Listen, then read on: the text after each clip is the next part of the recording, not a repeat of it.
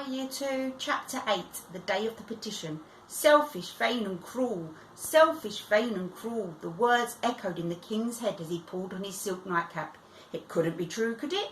It took Fred a long time to fall asleep, and when he woke in the morning, he felt, if anything, worse. He decided he wanted to do something kind, and the first thing that occurred to him was to reward Beamish's son, who defended him against the nasty little girl. So he took a small medallion that usually hung around the neck of his favourite hunting dog and asked a maid to thread ribbon through it and summon the Beamishes to the palace. Bert, whom his mother had pulled out of class and hurriedly dressed in a blue velvet suit, was struck speechless in the presence of the king, which Fred enjoyed.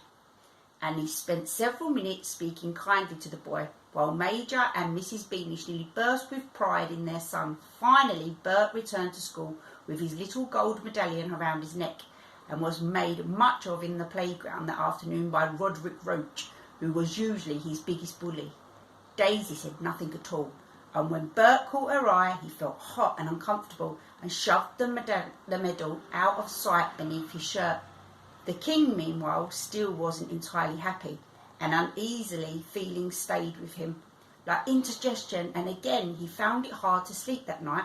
When he woke the next day, he remembered that it was the day of the petition. The day of the petition was a special day held once a year, when the subjects of Cornucopia were permitted an audience with the king. Naturally, those people were carefully screened by Fred's advisers before they were allowed to see him. Fred never dealt with big problems. He saw people whose troubles could be solved with a few gold coins and a few kind words. A farmer with a broken plough, for instance, or an old lady whose cat had died. Fred had been looking forward to the day of the petition. It was a chance to dress up in his finest clothes, and he found it so touching to see how much he meant to the ordinary people of Cornucopia. Fred's dressers were waiting for him after breakfast with a new suit he'd requested just the previous month.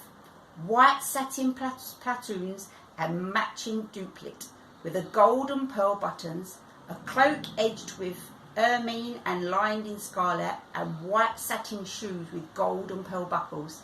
His valet was waiting with the golden tongs, ready to curl his moustaches, and a page boy stood ready with a number of jewelled rings on a velvet cushion, waiting for Fred to make his decision. "Take all that away, I don't want it," said King Fred crossly, waving the outfit the dressers were holding up for an approval.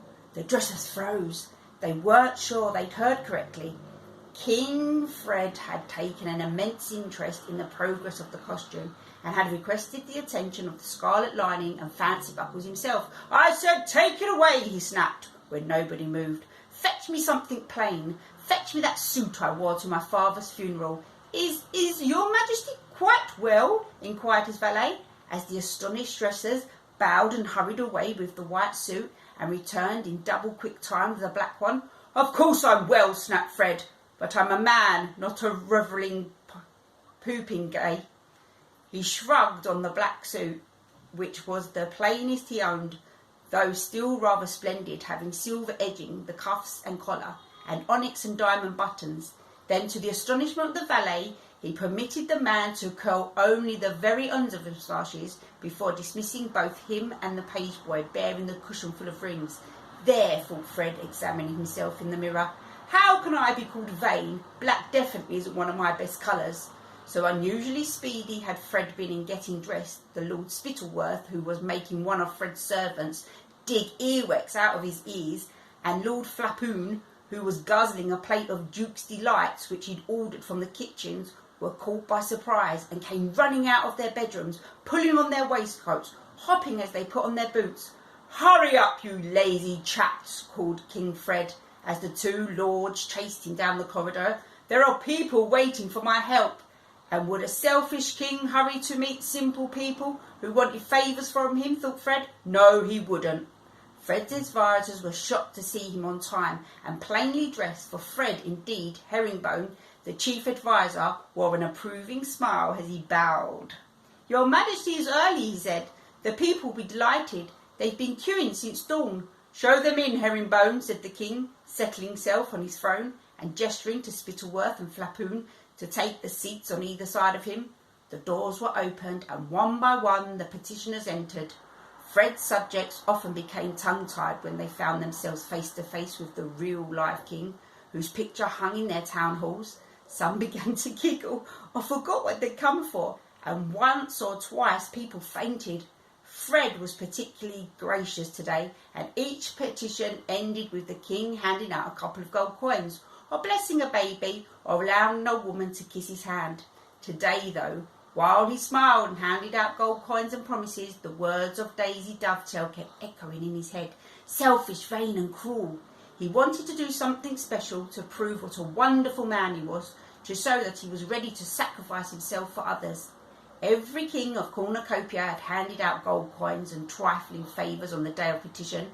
Fred wanted to do something so splendid that it would ring down the ages, and you didn't get into the history books by replacing a fruit farmer's favourite hat. The two lords on either side of Fred were becoming bored. They'd much rather have been left to loll in their bedrooms until lunchtime and then sit here listening to peasants talking about their petty troubles. After several hours, the last petitioner passed gratefully out of the throne room, and Flapoon, whose stomach had been rumbling for nearly an hour, heaved himself out of his chair with a sigh of relief. "Lunchtime!" beamed Flapoon, but just as the guards were attempting to close the doors, a kerfuffle was heard, and the doors flew open once more.